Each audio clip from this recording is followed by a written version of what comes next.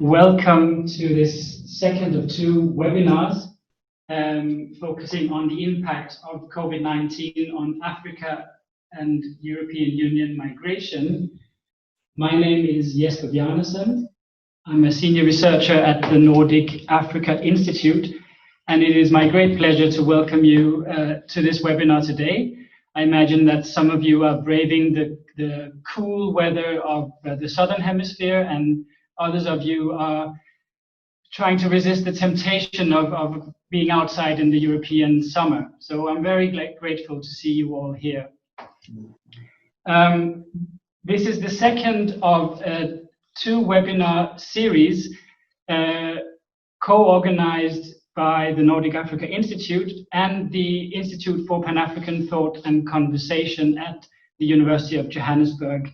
And I would like to, on behalf of the Nordic Africa Institute, and acknowledging that our director, Therese Commander Magnusson, is also present here today, like to just express my gratitude towards the Institute for Pan-African Thought and Conversation for this collaboration, this partnership. I would especially like to acknowledge the director, Professor Adekeya Adebajo, who is also with us today, and senior researcher Adeoye Akinoa, who is also here. I will mention him a couple of times before I hand over to our speakers. And then research coordinator Terry Maggott, whose name and presence I'm sure you've all felt in the communication around this event. Before I introduce the two speakers for today, I'd like to just briefly, first of all, express that at the Nordic Africa Institute, we are a Swedish public authority tasked with providing research-based and Africa-centered knowledge on social, political, and economic dynamics in contemporary Africa. And this kind of engagement is exactly one of the avenues that we're most passionate about, being able to collaborate with capable and engaged partners on the African continent in providing current perspectives on ongoing issues. So this is really a great opportunity for us, and we're really grateful for this opportunity. The format of today's seminar will be two 10-minute presentations by our invited speakers, followed by a question and answer session that I will moderate. You're welcome to ask your questions in the chat on the Zoom function. Please be as brief and precise as possible. In the Q&A session, I will call upon you to ask the questions in person so that we have more of a sort of a dialogue, but I will ask you to please be as brief as possible. And writing your questions in the chat function will enable me to perhaps pair questions with similar interests, and also to have sort of an order of selecting the questions. So please use the chat function as you see fit for that purpose. I should also say before I forget that we will be sending out an evaluation form after the webinar. So please share your opinions on the webinar so that we can learn from it for future events. And finally, before we begin, I would just like to mention a few issues that came up during our first webinar, which was held 2 weeks ago.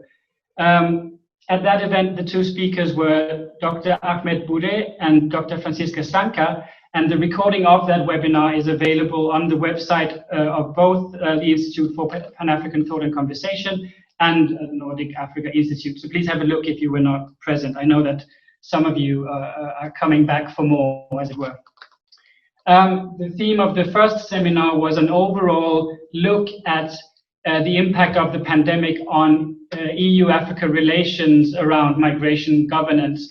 And the observations were not unfamiliar. There were sort of familiar themes of restating the persistent divide between African and European perspectives on migration and migration governance.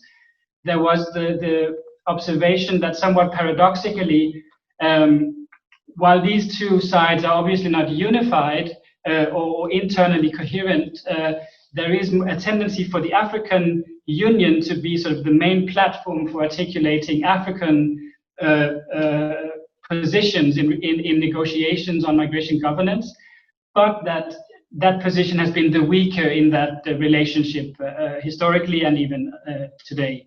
On the European side, there's much more of a divided spectrum, in part because of the politicized environment around migration from the global south in Europe. But at the same time, and that's the paradox, while the European side is fragmented politically and in terms of outlooks, it has been the dominant party in the relationships around migration governance. Yeah, as I said, you can see the full discussion and presentations in the recording from the previous webinar, so I won't waste any more time on summarizing that now. I should just mention as a framing that in addition to these two webinars, the collaboration between our two institutes is also taking the form of a joint book project around the issue of migration governance.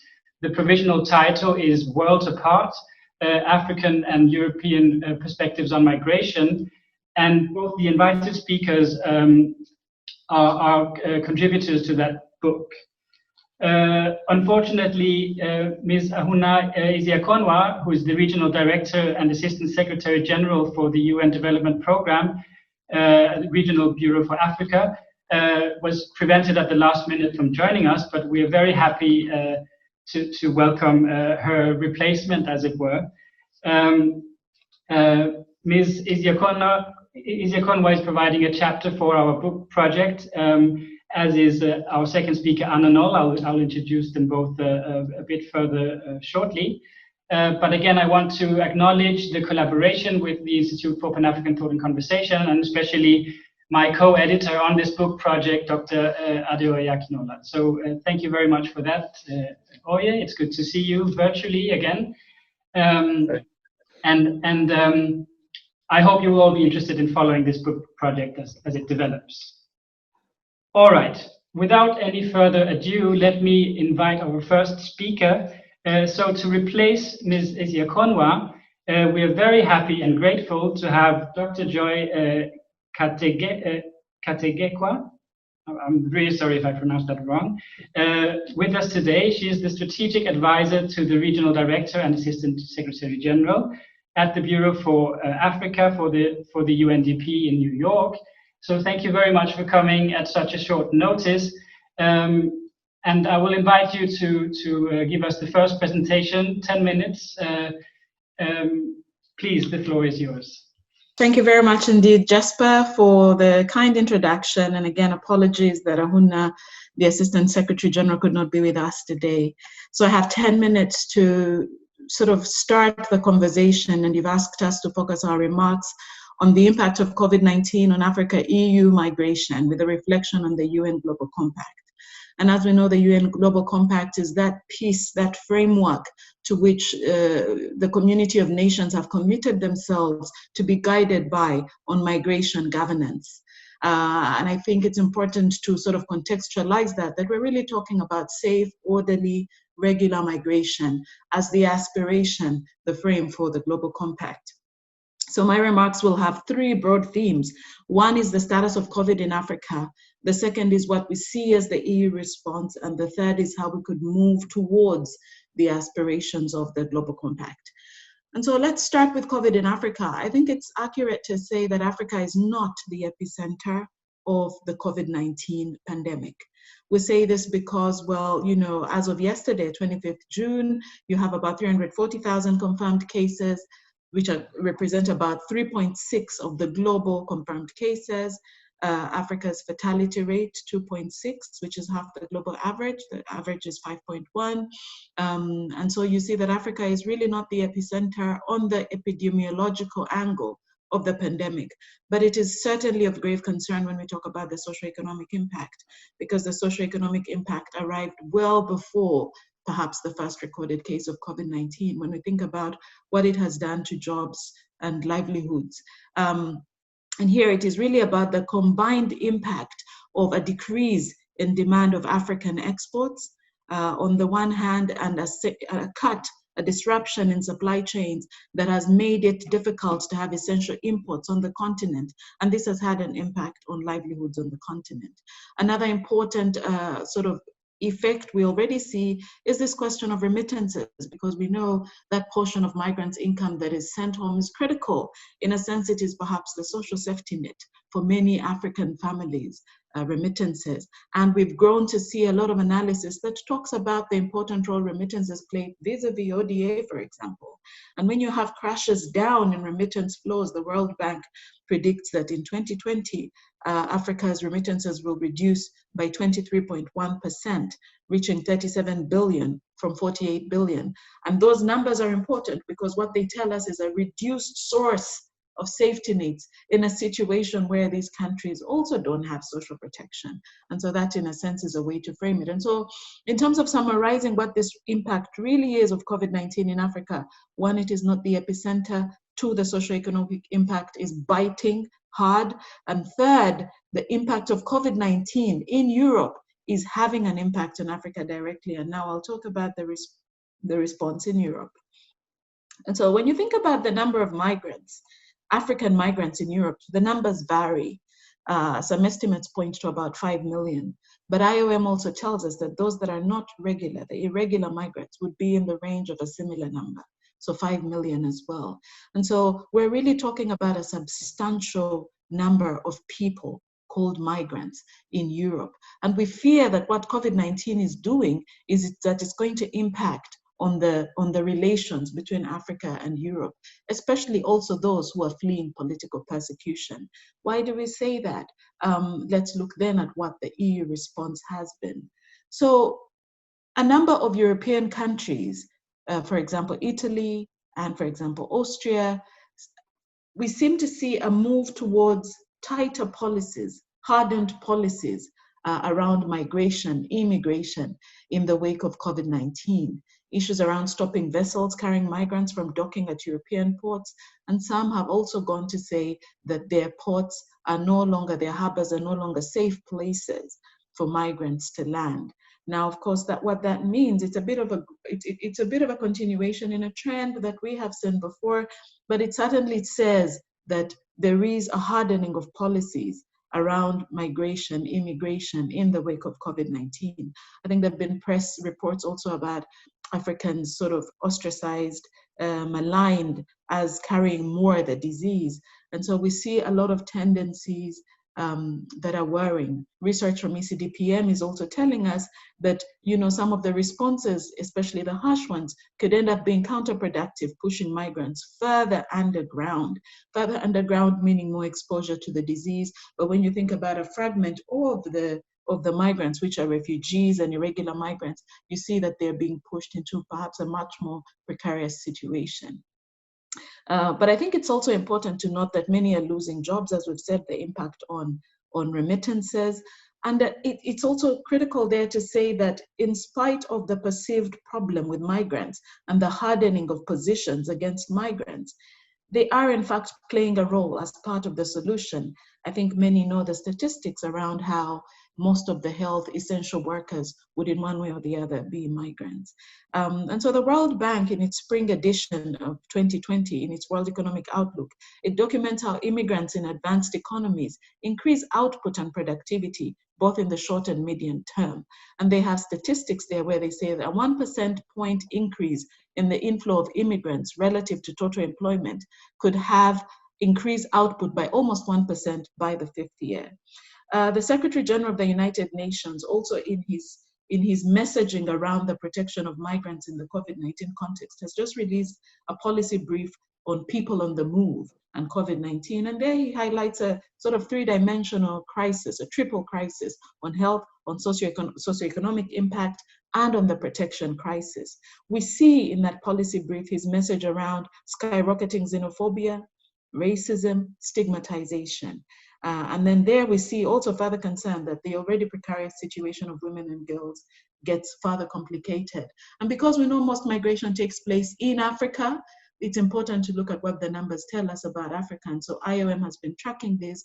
In West Africa, you see a 48% decrease in migrants 30,000 migrants are stranded at borders across Africa. 21%, 2,000 herders of transhuman herders also stuck at various borders of Africa. So there's two dimensions to that, the European one, but also there's the African context. And I now move into what do we do differently? And what do we do differently really is going back to the frame of the Global Compact, safe, orderly, regular migration. And the answers might in fact be in the EU-Africa strategy. The March 2020 unveiled strategy has 5 priority areas: green transition, digital transformation, growth and jobs. And one of them, number 5, is migration and mobility. And there, I think it's an opportunity to really look at COVID-19 as the space where you can have a new, fresh conversation around how to better structure migration relationship, migration governance between the EU and Africa. And here we present a short 6-point program. The first one is really to support transformative development in Africa. I think it's important that we always remember the push-pull factors within and around migration. What if EU invested in the strengthening of African capacities, including through policies of trade and policies of investment, where you do value addition on the continent, where you create an environment on the continent that allows for self-actualization of the dreams of Africa's young people. So we use the footprint that we're seeing develop on the continent in terms of the ingenuity of innovators and so on the continent to believe that Africa can, to believe that Africa is producing, and to say, Europe, come and join in supporting that production process so that the push factors are reduced. The second one is to say to facilitate a transition from ungoverned to governed by having more rules, regulations, and implementing them that take people out of the shadows that protect migrants. The third is really investing in long-term building of a new discourse on migration in Europe. We've seen the harsh policies, we've seen the trend behind the harsh policies, but I think we need to come to the table and start to have a conversation around the reality of having to deal with this situation in a manner that emphasizes human dignity, human rights, but I dare add that emphasizes the duality of migration between Europe and Africa, because it is not true that Africa does not host European migrants. The fourth point would be to reduce the cost of remittance transfers. The costs currently, I think these were figures we have from April, the first quarter of 2020. If you're sending $200, you're paying 8.9% in remittance costs. We recall that the SDGs really aim for below 3%. And so what can the EU do in facilitating regimes that reduce the costs for remittances? The fourth point is to fight exclusion of migrants in the COVID-19 response. It is important that we uphold the human dignity of everybody by ensuring that the diagnostics, the treatment, the vaccines are accessible to all. And the fifth, and it will be the last point, is this question of embracing also more intra-African migration. The trends tell us that is what is truly happening. We need to embrace the protocol on free movement in the African Union. We need to embrace the African Continental Free Trade Area as opportunities for migration, intra-African migration. I will close by echoing a portion of the administrator of UNDP's forward in our recent report 2019 called Scaling Fences. And there he says, and I quote, "Migration is a reverberation of unseen, uneven development, and particularly of a development trajectory that is failing young people. This should send a strong message to policymakers. We must not become distracted by the false promise of short-term fixes, such as unnecessary harsh domestic policies and diverting much-needed development assistance from core priorities.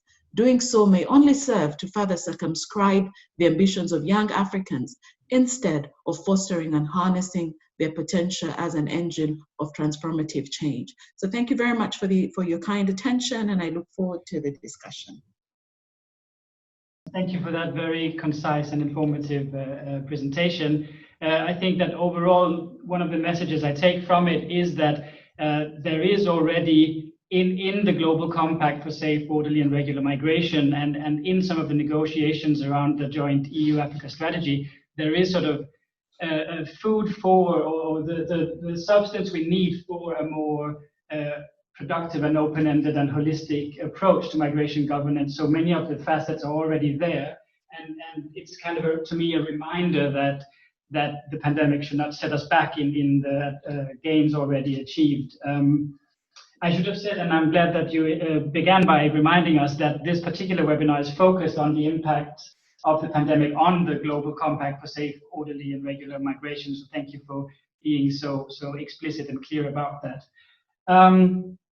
The idea of the webinar has been to invite both African and European perspectives, and of course there are quite a few overlaps both in the interests of our two speakers and of that theme. It's very difficult to disentangle those two views, and that's not necessarily the purpose either.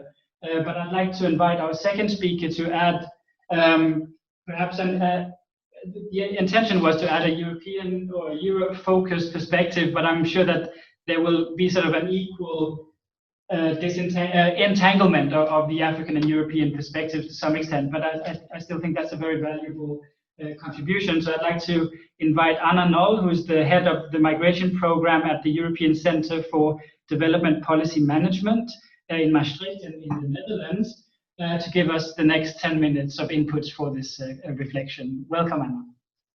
Thank you very much, Jesper. And I would like to first of all also extend my thank you to the Institute for Pan-African Thought and Conversation and the Nordic Africa Institute for having me as the speaker of the second two-part webinar series. Indeed, I mean, we call ourselves an independent think tank. So while we are based in Europe, we try to inform from an independent viewpoint. But of course, we'll talk a bit more about the European developments and perspectives. I also want to talk about 3 points and drawing on some of the research and monitoring we've been doing in the context of EU-Africa discussions. I will give a very quick word about context, but I think we've heard a lot already, so I'll keep that very short. Then I'll want to move to the priorities of both EU and Africa cooperation on migration with a view to the planned summit for October and the new EU-Africa partnership. And then third, a reflection on the role of the Global Compact in this. And I'll finish also with some suggestion recommendations as encouraged. First, on context, again, I don't want to go into detail, but I think some of the critical issues that have been laid out already last time, but also now by Antonia, on the impact of some of the policy measures, border closures, flows of remittances, and the drops to the situation of migrants and the disruption of mobility are all very key for the discussion also of the Global Compact. And I find it interesting that I feel, again, we've seen that despite the frameworks that exist at the international level, and also comprehensive frameworks between EU and Africa, migrants and their families are often first to lose in a crisis. But at the same time, we've seen, and that has been mentioned last time, and I think it's important to highlight a number of policy processes actually accelerated in terms of giving rights to migrants, including them in some of the health provisions, trying to, calls by the UK and Swiss government to issue safeguarding to remittances that is being joined increasingly by governments. So I feel we've also seen this parallel sped up of measures, and that at least gives a little bit of a glimpse of hope, maybe, that it's not all bad. But of course, I feel the sort of discussions also on the Global Compact implementation has become more difficult with the COVID situation. I think what is important that we still have to see what the longer term impacts will be around how the pandemic also shapes discussions around globalism, nationality, national sovereignty, and migration as part of it. And while I've said I think it makes it more difficult to advance on some of the elements of the compact, it's precisely the spirit of the compact and the partnership approach that seems to be needed to safeguard some of the benefit in this. So in a sense, it's good to have that reflection also in the EU-Africa context. So what are some of the priorities with a view to the Europe-Africa partnership on migration and mobility that is currently in preparation and discussed on both sides with a view to the summit, which we don't know yet will happen in October, but there's sort of preference, at least at the EU side, that it would. From the European side, one can see on the one hand sort of this talk and effort to reinvigorate the partnership with Africa as a true partnership, to lift it to one of more equal relations between the two blocs. But then on migration specifically, it's perhaps best to look at what the EU is currently internally discussing on the envisaged EU pact on migration, which will also influence the EU objectives for the partnership with Africa and the position at the summit for sure, and where we see the tone is a bit different. As Jesper just has mentioned in the introduction, we discussed last summer that Europe has been divided and fragmented politically on the question of migration overall, but actually not so much on the external dimension that is one of the blocks of the pact. So, and we can see that in the current discussion. So while now the pact has been delayed, also due to COVID, and possibly due to strong disagreements on some of the internal responsibility sharing aspects, on the external side, that actually has stood quite firm already since the end of last year. And where it is going is sort of a reinforcement of what we've seen before. So I think the pact is likely to reaffirm the importance of the external dimension of migration policy, also to kind of compensate the slow progress on internal decision making. There's wide support for greater cooperation with third countries on migration management, but with a strong focus to utilize all the leverages, as the EU has sort of done before, of its external action tools, so visas, development aid, trade, to secure cooperation from third countries, especially as concerns readmission and return. So it's kind of an even, I would say, stronger push from what I hear also from the side of development cooperation to continue down that route. So yeah, approach more of the same with more force, I would say. Then if you look at the African position, as far as sort of the monitoring from some of their input papers, obviously they take as a starting point the migration policy framework for Africa as a guideline for a future agreement, legal pathways and mobilities, labor migration, also building capacity for migration management, taking some of the lessons from COVID on public health and protection of migrants, as well as diaspora and remittances as the key areas, which then again comes back to what we discussed last time, that the positions are quite diverse. Now, if we go to the role of the compact on how that has featured so far in this discussion on EU-Africa relations on migration. On the EU side, the Global Compact is not the predominant framework under which the new EU Pact, for example, on migration is being discussed, and also not how EU-Africa cooperation is necessarily framed or being discussed. I think that is not necessarily surprising, given that not all EU member states are in agreement or standing behind the Global Compact. So it is quite, well, most EU member states do, but some do not. So that translates at the international level. While the EU Commission can support partner countries in their endeavors to implement the compact sort of financially and support that, the EU as a whole will not be able to easily base its bilateral or regional agreements on the pact, because that would be blocked by some of its EU member states. And that creates a real dilemma also for the EU internally, but I think the common consensus is that it is sort of just dropped from the framing and the language. On the African side, I also don't see the EU position making a reference or naming the compact as an overarching framework for the partnership, sort of more emphasizing the alignment with African frameworks. Though parallel discussions with the African Caribbean Pacific group, there was actually quite a strong demand to have as an umbrella the overall framing of the compact. So it does come back. And I feel sort of research that we've done in Nigeria, Senegal, also now I read this morning Somalia, they more strongly place their national policies in the context of the global framework, sometimes revising their national migration policy frameworks, but also from discussions I had demanding that there is some sort of streamlining of all the processes ongoing, from Valletta action plan to the regional ones, to have a more common umbrella term, which would, in their view, be usefully the Global Compact. Now, if I come to some of the recommendations, or maybe also questions for discussion, I think for the EU, there needs to be still a real clear rethinking how the approach to conditionality, that is, as I said, getting more strong, can be squared with this notion of a true partnership approach, which it also sets as an objective.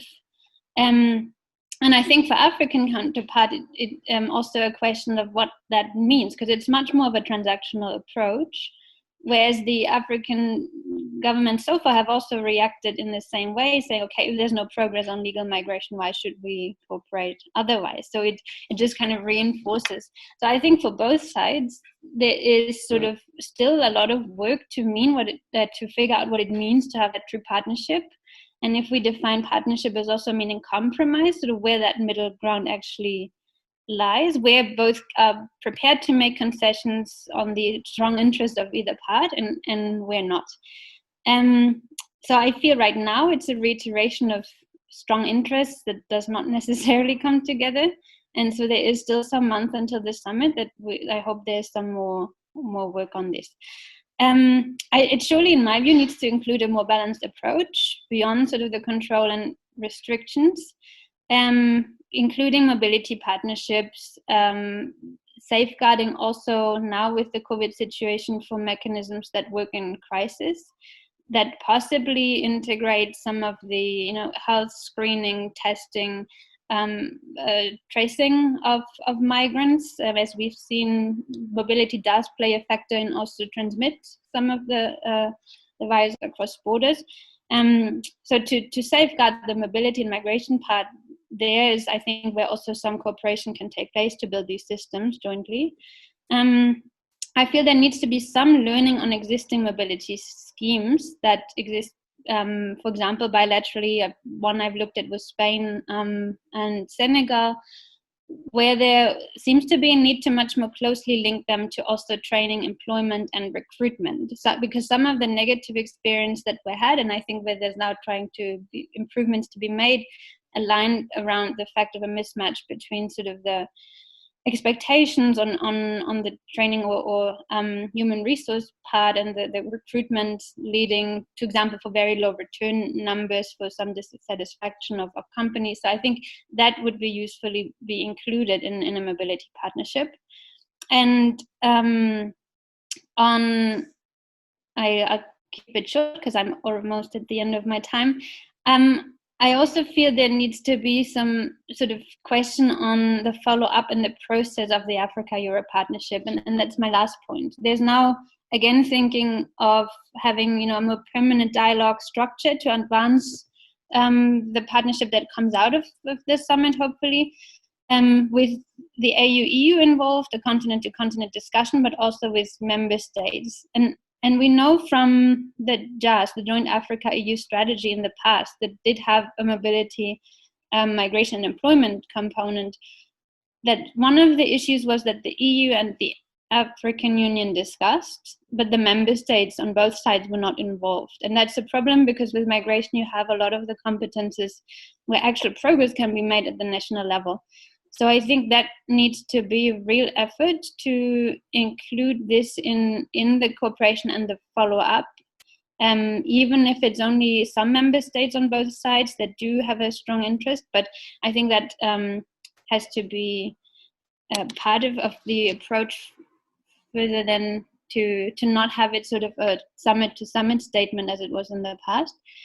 And then on the compact, again, the role for researchers and also civil society, I think, to be strongly monitoring and making the link and the connection to the global framework, checking whether things are in the spirit of it or not, as I feel that politically there's a real risk that we end up not having as a strong framework. So there's some work to be done by, I guess, all of us to see how all these different frameworks, cooperate, correspond to each other. I'll leave it at that, and thank you again, and hope we have a good discussion around these points. Thank you very much, Anna, and thank you to both speakers. I think you both provide these important nuanced views of the situation in the context of the pandemic that we really need in order to think as productively and precisely about these dynamics as possible. There are a lot of things I would like to ask too, but so while I think our listeners, our audience, collect their thoughts, I think I would like to start by asking you both a question, because you seem to have slightly different views of the role of the Global Compact for safe, orderly, and regular migration. And you're both much more experienced than I am in actually following and analyzing the road from the broad statements and frameworks to actual policy and implementation. So the question maybe we could start by is to both of you, is the Global Compact or similar frameworks, so whether at the EU level or the African Union level, are these broad frameworks where things are happening? Is that where the negotiations are taking place? Is that where the stakeholders are most interested? Or are other platforms or other contexts or other frameworks more important than these broad, very sort of perhaps politically framed agendas? So are we looking at the wrong forum or the wrong platforms by focusing on the Global Compact, or where do you see the negotiations happening? So maybe I could ask Joy first, and then Anna to share some reflections on that, and then we'll open up the questions. Yes, thank you. Thank you very much, Jesper.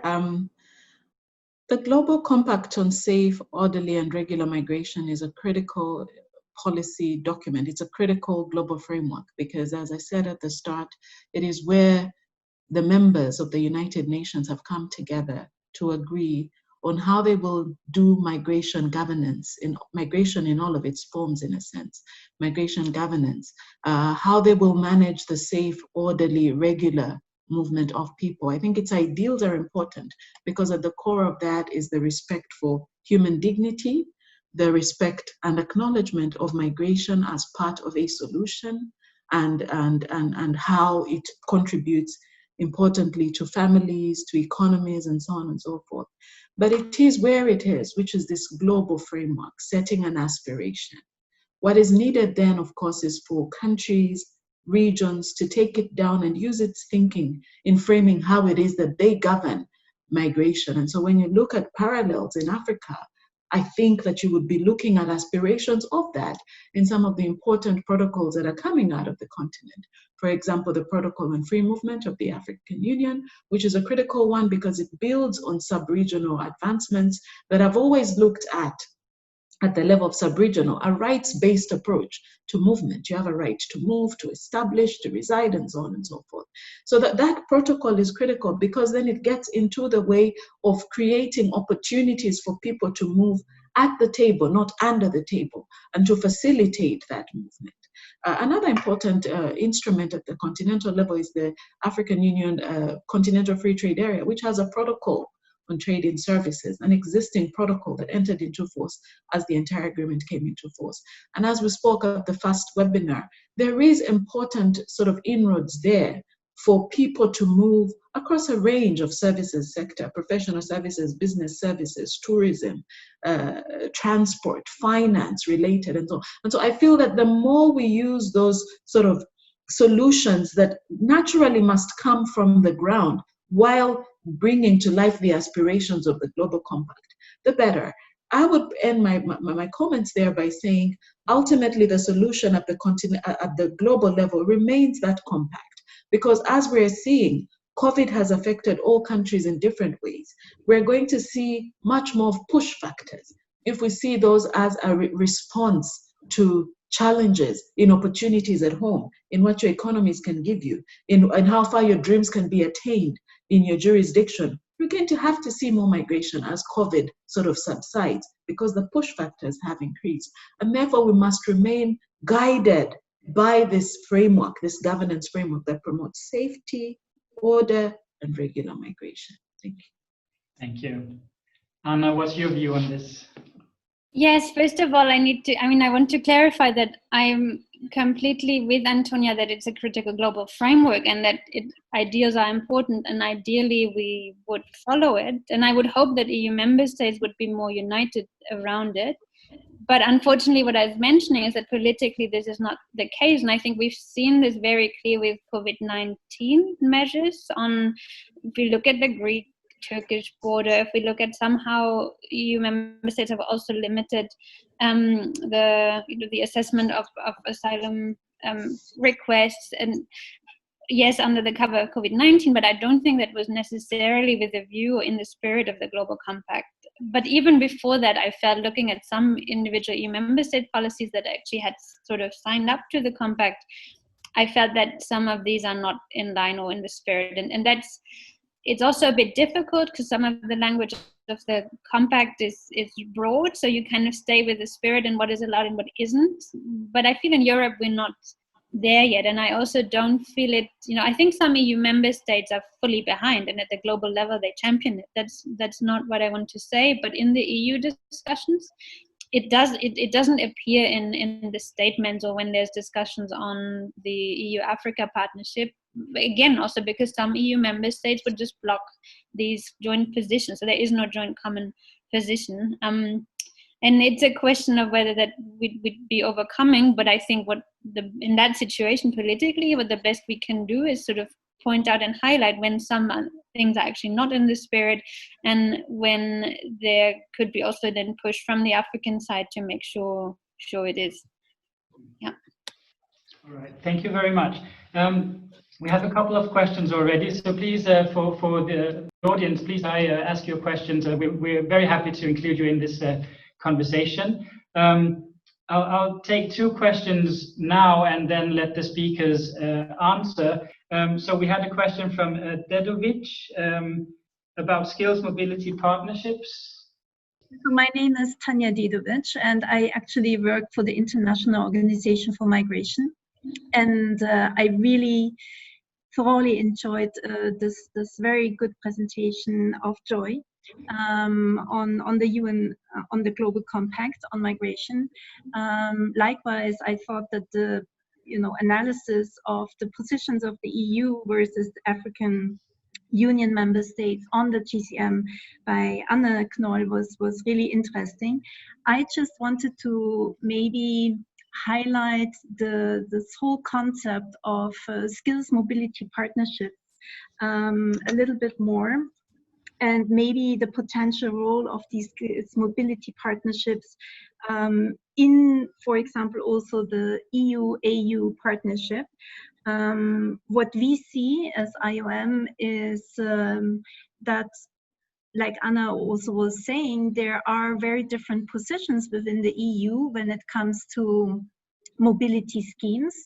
Mobility schemes primarily understood as permanent migration schemes, whereas the skills mobility partnerships that we have promoted also within the Global Compact on Migration, the concept was launched with the GCM in Marrakesh in 2018, is indeed that there is a cooperation between countries of destination and countries of origin in identifying the skills needed in countries of origin and countries of destination, and there would be a partnership in the sense that there would be a cost sharing also between the two sides in investing in the training and the skills developments in the country of origin, so that there would be a pool of trained workforce in the country of origin from which the country of destination can also draw,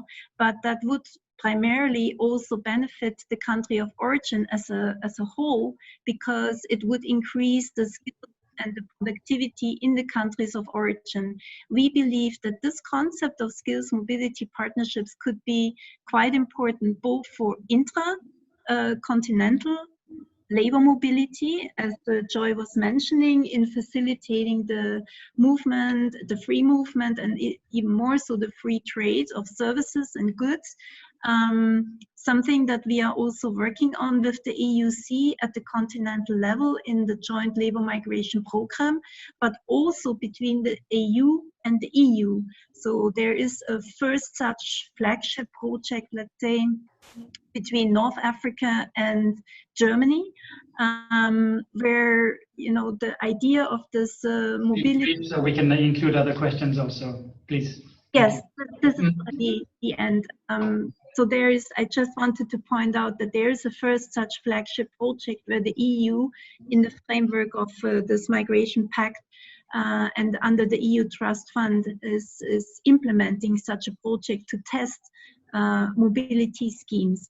So I just wanted to highlight a potential possible role of such skills mobility partnerships that are very much in line with GCM and that could bring together the two sides. Over. Thank you very much. And I think there's definitely room for perhaps organizing additional seminars on more sort of niched or focused policy areas, for example, these partnerships. And we would be very happy to include the IOM there. So thank you for that reflection. I'll take two questions now, since this first was more of a reflection or a comment. I'll take questions from our good friend and a contributor to the book I mentioned in the beginning, Willy Selleboer. Thank you very much. Welcome. I want to see, the Global Compact seems to be an elitist concept, because my recent engagement with border community revealed that most of the people who are supposed to benefit from this compact are not even aware that it exists, which means a lot needs to be done. And it goes back to the whether it engages with the local community that's supposed to benefit from this. Again, you also see the civil society is not well formed in Africa because migration is a specialized area. So how are we going to deal with this issue? What role, if any, for the private sector? Because the private sector benefits more from labor or migration. So these are this question is for the two presenters. What role, if any, for the private sector? Because without engaging with the private sector, I'm I'm doubting whether it's going to succeed. It might go the way of the Millennium Development Goals. So thank you. Thank you very much for the concise question. And Dr. Selleboer's chapter to our book is about civil society involvement. So very pertinent question there. Let's take another one. I had another friend of this community is Jan Bade. I saw him in the... Hello. Yes, hello, Jesper. Thank you very much.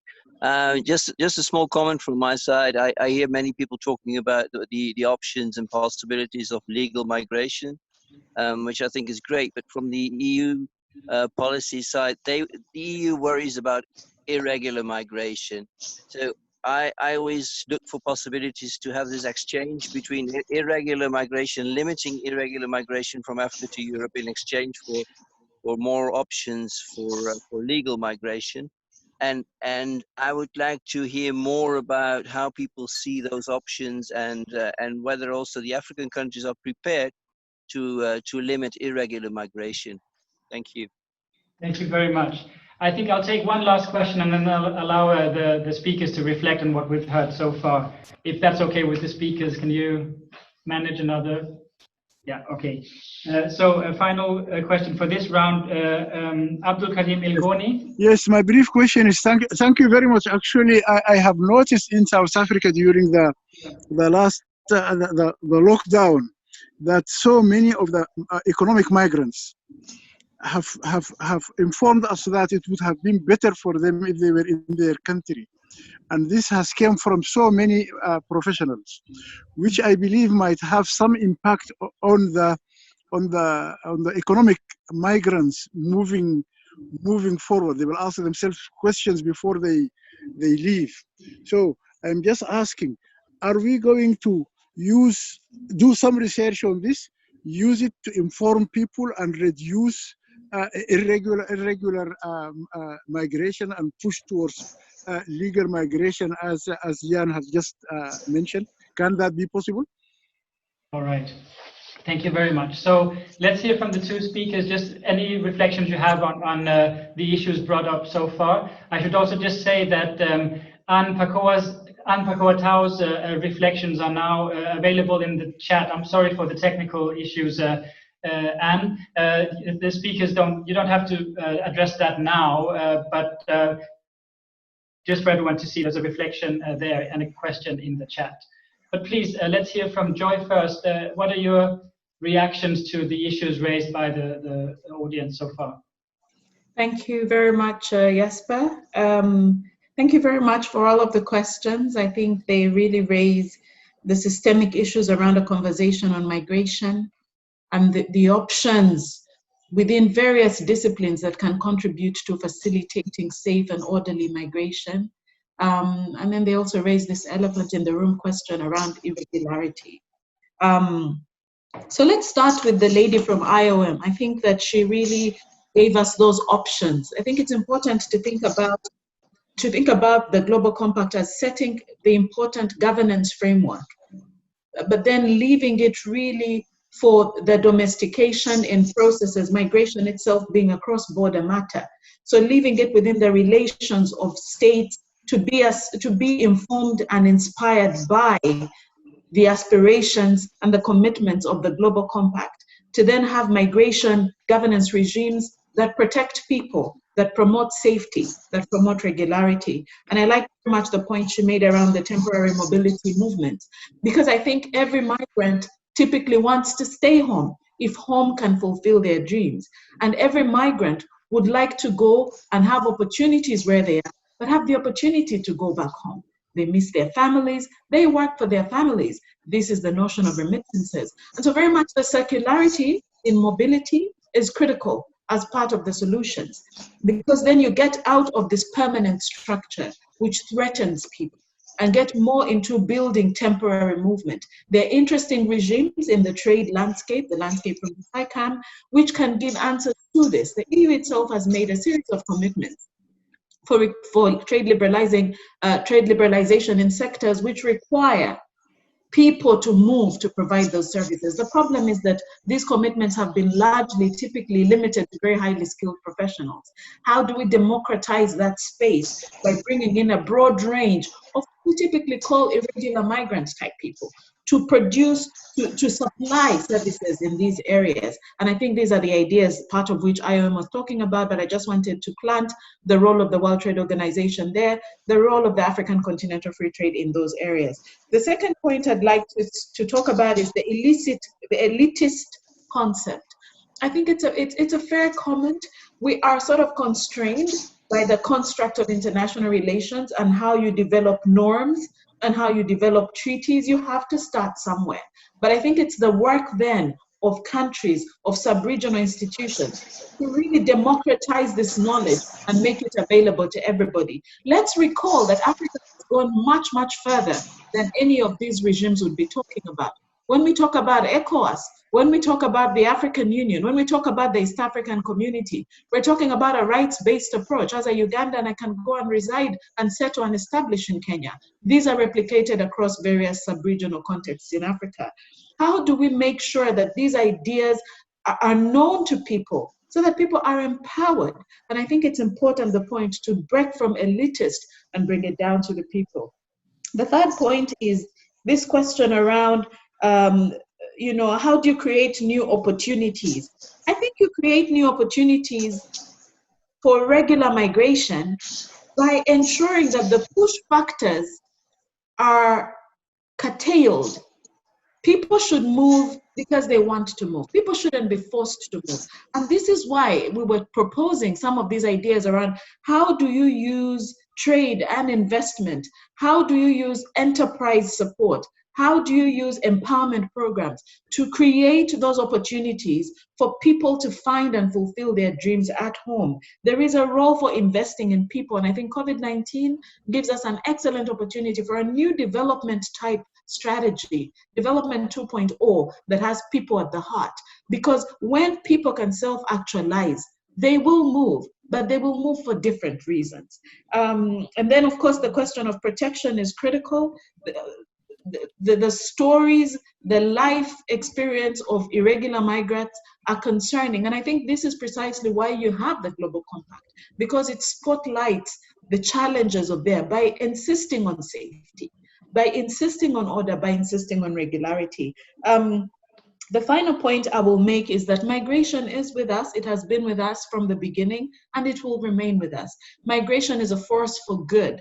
All societies have migrated historically. Europe in Africa, Africa in Europe, Europe across the world. And so we must embrace it as really that force of human nature that can bring out the best of us. And then we must use that as a basis to understand that we will not succeed by building sort of those barriers that create the harsher policies, but rather by understanding how can we enhance its role by making sure that when people move, they're moving not because they're forced to move. We do that by investing in the communities where people are so that they can self-actualize through opportunities at home to fulfill their dreams. All right, thank you very much. So we're approaching the end of our time, so I'll ask Anna to provide her final reflections, and then we will conclude the webinar. I also just want to draw your attention to, not perhaps while Anna is talking, but there's a comment from our good friend Kabele Matlosa in the chat as well. We'll try to copy the comments from the chat and provide a summary of the discussion afterwards for you all. But please, Anna, do you have some reflections on the issues raised by the audience? Yes, thank you, Jesper. I can reflect a bit on the Skills Mobility Partnership and the question that Jan mentioned on the elephant in the room of irregular versus regular pathways. I mean, I think the incentives to really reduce irregular migration obviously depends for each government and country, but it's not always very strong, because there's strong gains also from irregular migration, whether it's a wealth for economic wealth for young people to leave, whether it's the remittances, whether it's also linked to corruption at times. So it's a huge issue, and it's a huge also maybe sometimes linked to security questions. And so far I feel, I mean, legal pathways may be one option, but what we've seen and what Tanya has mentioned on the Commission sort of pilot schemes, I'm very much in favor of them, but they're very small scale. We're talking usually about 20, 40, maybe 100 people that come in. I think it's a good testing ground to see how some of these schemes work. I think the EU Commission had the issue that very few EU member states actually signed up, even for these small schemes.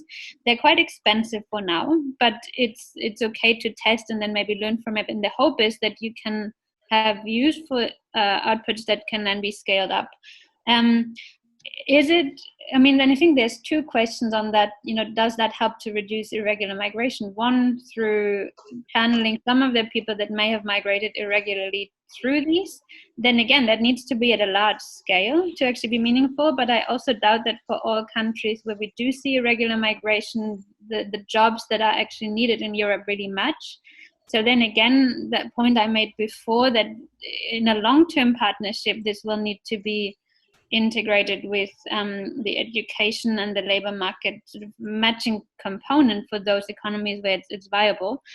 The second avenue could be that you incentivize governments to be more strongly, looking at how to address irregular migration by incentivizing and making it more feasible politically for them, because they can say, well, as a gain, we get these mobility opportunities. But here again, I feel for now what EU member states are prepared to offer, and maybe some are more generous than others, I wonder whether that's at the scale that is actually needed to create these incentives. So for me, that's a very long-term sort of project, but I feel that it hasn't even really started to kind of bring both together. Yeah, that's my reflection on it. All right. Dr. Matlosa, if you're here with us still, would you like to share your reflection with us in person? And welcome. Thank you so much, Jesper. And let me also thank the panelists for a very thought-provoking session we've had and their insights. I wanted just to, because my intervention also draws from what I'm seeing from the African Union itself. That's where I'm coming from. So that's why I'm raising basically 2 points for reflection. It's not even a question, really. It's for us to keep thinking about. One is that the compact, like a number of norms that exist at the African Union level, is the norm. So we need to interrogate the norm beyond the norm.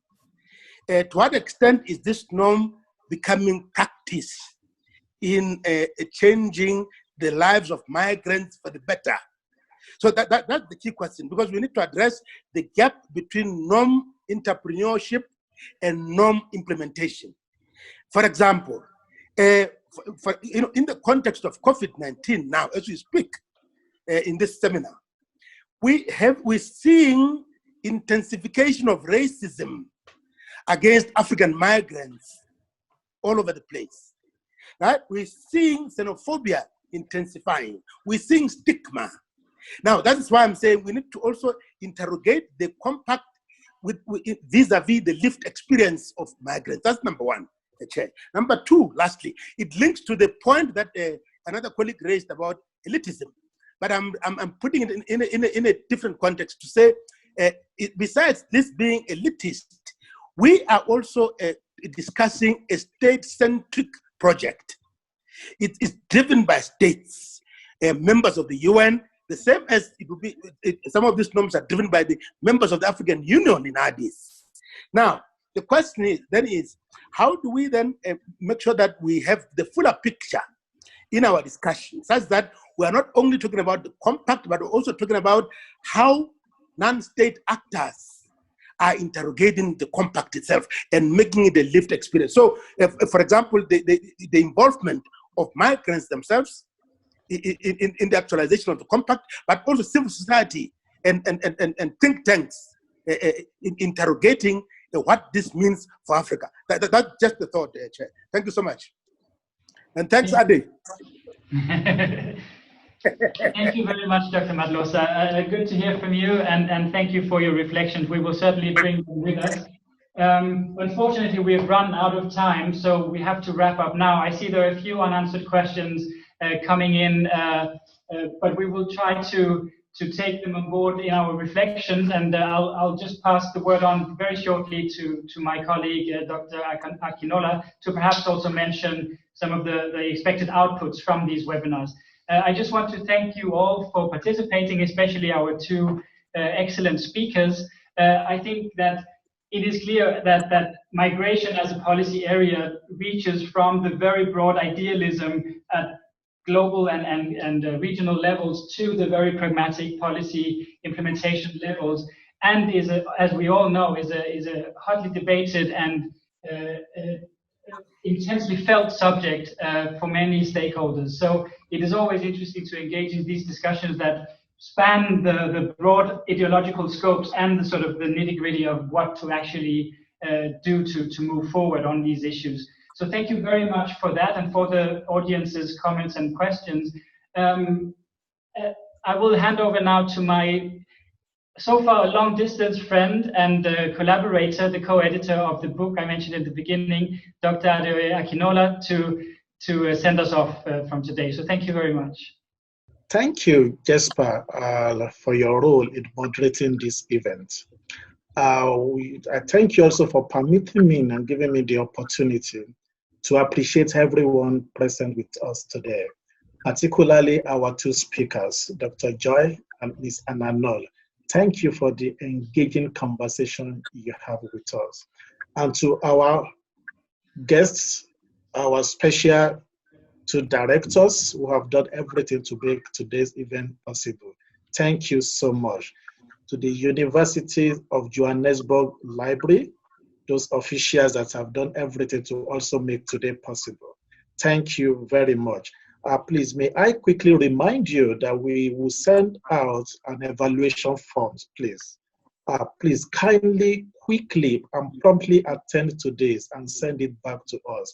I know it will take less than 5 minutes or 10 minutes for you to do this. Please, we also want to inform you, as we did in the last meeting, that policy briefs and newspaper articles will be the outputs and part of the outputs of this meeting. And please, I want to ask you to please enjoy the weekend. Please be safe. The University of Johannesburg, the future reimagined.